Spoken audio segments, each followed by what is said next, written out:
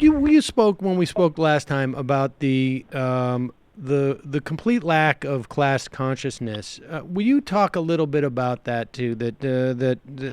I mean, what is that a product of? And was there an era when there was more class consciousness in this country? What's happened in this country is that they substituted race for class.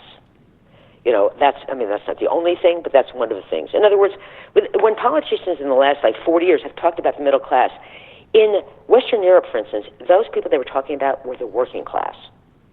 We never had a working class here. We just don't have it. We're America, we don't have a working class. We have poor people, we have middle class, and then we have, some rich people. Everyone almost in the country thinks they're middle class. And this would be true, say, of when there were factory jobs, factory workers. But in other countries, factory workers were considered working class. And the only reason that is better, is because it first of all has the word working in it, I'm sorry. And second of all, makes people like that have a consciousness that the people in control of things are not their friends. They're not their buddies. So that, the lack of unions in this country now, that is the problem. That's one of the big problems. I am not at all a young person, but I'm not 1,000 years old. And I grew up being taught absolutely never cross a picket line. And I never did. When there were picket lines, I never did. On the other hand, the people who are younger don't even know what that is. Right. That's very important. It's very important to know that. It's very important to understand what that means. I once got into, I wouldn't say an argument, but a disagreement with a doorman who was going to vote for Bush because he didn't like John Kerry. I don't like him, he said. I said, that doesn't matter. You don't have to like him. Don't worry, he's not going to call you. It's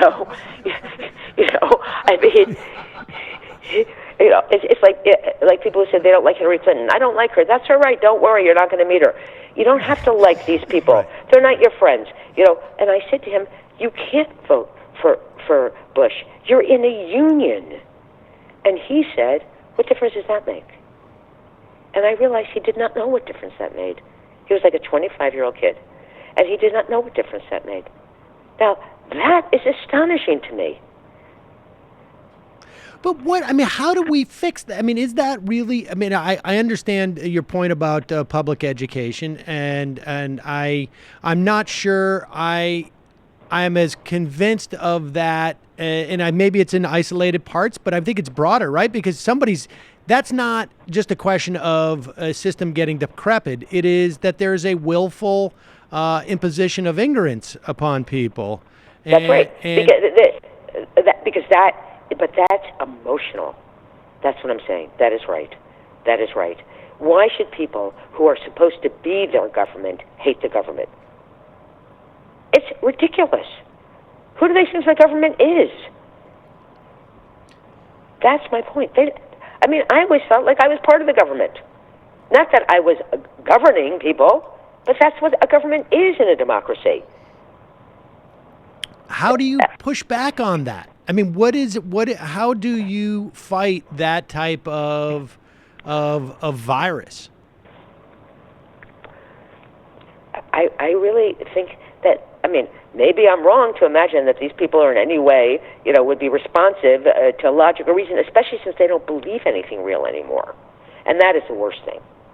The worst thing is that they don't believe things that are real.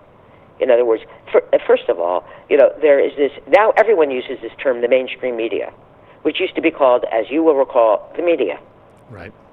The other stuff was called lunatics. Okay?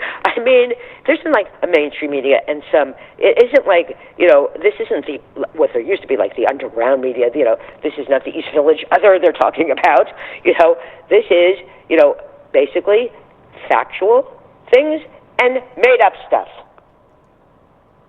Completely made-up stuff that a lot of these people who voted for Trump, they only get this stuff. Or they just, believe what the New York Times that makes everything up. I never remember how old you are. I know you're younger than me because everyone is. It's a law, but it used to be, and believe me, I myself have been misquoted in the New York Times numerous times. I'm not saying it's perfect, but I am telling you that any kind of argument you had with someone that was, about something in the news, if you used to say, if I said it was, 200 and they said, no, it was 500, and I said, why do you think that? And they said, look, it's in the Times. That's the end of the argument. Oh, it's in the Times. It must be right. They were not always right, but they were mostly right about things like that. You trusted them to be right. The distrust of the media is really dangerous. It's really dangerous. Is this tied in? And one of the things we had talked about in 2011 was essentially the degradation of the so-called professions, right? What was at one time a profession that was, being a doctor, being a lawyer, I think maybe on some level being a journalist as well, was considered a job that, while it may pay well, was not about commerce, and that dramatically changed in the 70s. Is this? Are we all suffering from that in terms of a questioning of these institutions because the agenda has shifted from, journalistic ethics or from professional ethics or standards or, some obligation to society in some fashion to simply a pursuit of money? Yes, this is completely about money. There are no competing values in the culture anymore. Zero. It's only money. So, yes, I vaguely recall this conversation. I said to you that when I was young, lawyers and doctors were not allowed to advertise. It was illegal. Yep. It was illegal and unheard of, by the way. And there were no lawyer jokes when I was young. Lawyers were respected. They were a member of an important profession. They were not dirtied up by money. And same thing with doctors. Doctors made a lot of money. Lawyers made more money. But not every doctor made more money. So it used to be called medicine, and now it's called the healthcare industry. Of course there's a difference. They didn't used to be allowed to advertise drugs on television. Yes, it's money. If you don't say certain things are better than money, not just different, but better than money, then you end up with this. It is, to me, if you ask me one word that has caused, most of these problems, it is money and the changing perception of what money is. Look, I was, raised in the most conventional kind of small-town middle-class household, and I was brought up to defer to many kinds of people. First of all older people, which is everyone if you're 7, members of every kind of clergy, teachers, nurses, doctors, lawyers, but not rich people. Not rich people. There was no idea that rich people were anything other than richer, not better, and not worthy of deference. And now, I still, if I go into hospital, I still have that attitude toward nurses, because we were raised, and this is a very important job, being a nurse. Being a doctor is a very important job, which makes these people more important than people who make money. Yes, if you're asking me how this can be fixed, I don't know.